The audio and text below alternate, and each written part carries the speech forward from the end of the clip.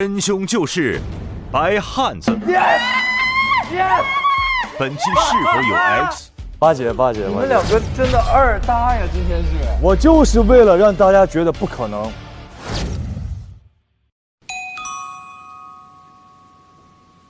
我是本案的凶手白汉子。发现安文哲就是害死女儿的幕后老板后，我在宿舍里盘算着如何才能杀死他，为女儿报仇。但他带了手下，我不敢轻举妄动。2月26日1点半，我悄悄来到谭前的办公室，站在密室门口，偷听到安文哲正在里面打电话，但听得不是很真切。还好我之前来找电脑的时候进去过一趟密室，拿走了录音笔和工厂的电源遥控器，以备不时之需。我用录音笔赶紧录下对话。安文哲似乎发现自己少了东西，跟手下在说后面的计划。他居然打算趁大家睡觉的时候用药把我们迷晕，绑在2楼，然后把我们杀掉。一定是因为他害怕我们把工厂做非法直播的事儿曝光出去，而他作为老板会被追责，所以要杀了我们以绝后患。既然他已经安排手下离开，我只要提前吃下芦荟叶，就能避免被迷晕，然后在他实行计划时偷袭他。为了有十足的把握，我打算用昨天的强效睡眠喷雾先将他喷晕，再动手。1点35，离开谭前的办公室后，我迅速到车间摘了一片芦荟吃下，然后找到昨天发现的强效睡眠喷雾带回宿舍，再备好了一把小刀，躺在床上假装被迷晕。2点，安文哲应该已经放了迷药。我听到一些搬动物体的声音，当他把我也搬到2楼的时候，我悄悄观察，等待时机。我留意到直播间四周已经布置了许多被割断的电线，他应该是想把我们迷晕后绑在这儿，然后出去拉电闸通电，让我们全都被电死。我思考了一下，决定利用他杀我们的方式伪造成意外来弄死他。我小心翼翼地用刀子割断了绑着我的绳子。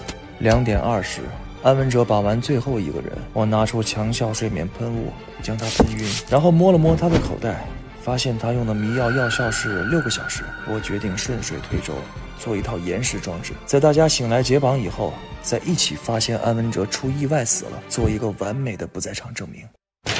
我关掉2楼直播间的电闸，把安文哲挪到直播间门外的电闸箱处，将他的手放在2楼直播间电闸的把手上，并在他脚边倒了一滩水，让他的布鞋鞋底被水淋湿，再将一根电线放在他脚边的水迹上。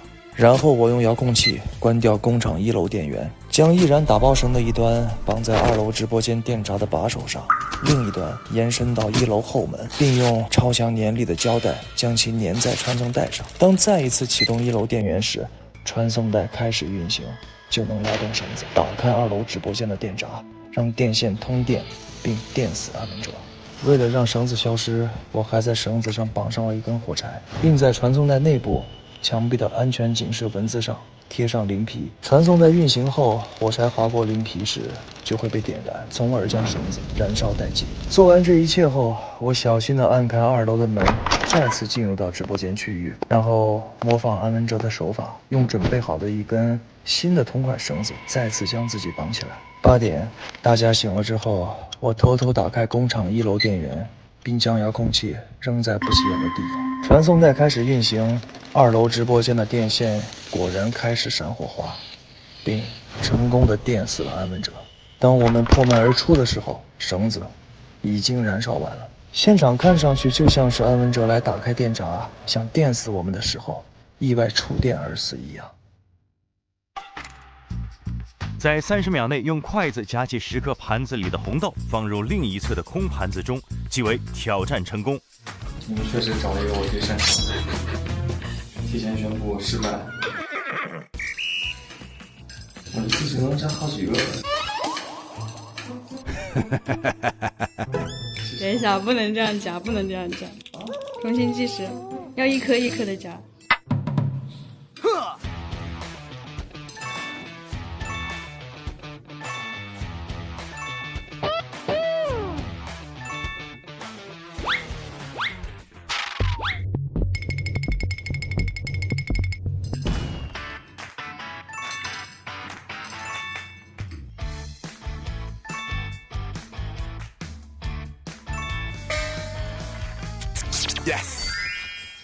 今天的侦探是金汤勺和8分糖。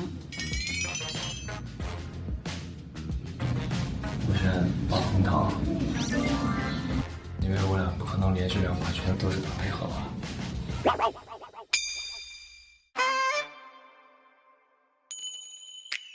有点害怕。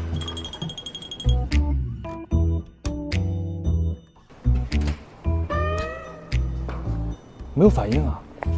我们不会就这样在这待1天吧？不会的。你是凶手吗？嗯？你是凶手吗？你问我是不是凶手？这都死了，参与不了了。我们不，没死。肯定已经死了。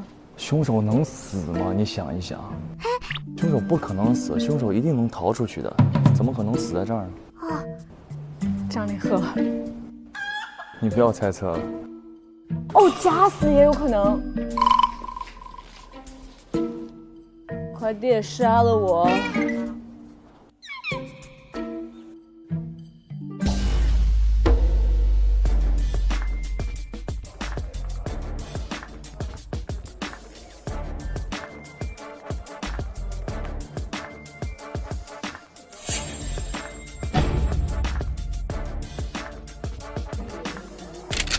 这。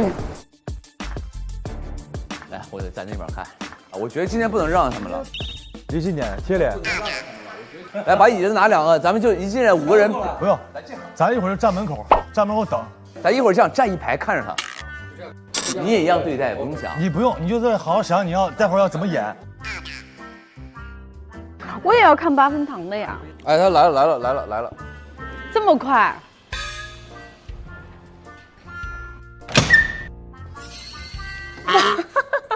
你们怎么这样子啊？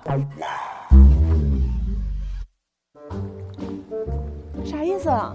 看你是不是 X 啊？挺酷的，应该给拍张照哎。转移话题。啊？脸红了。4个人这样看我能不脸红吗？啊。我也在这等着。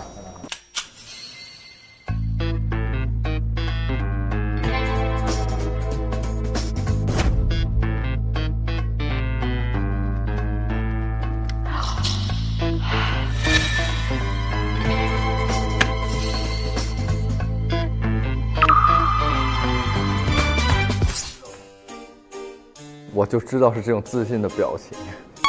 清白2字写在我的脸上。我不想看了，我不想看了，就看到这儿够了，看不下去了。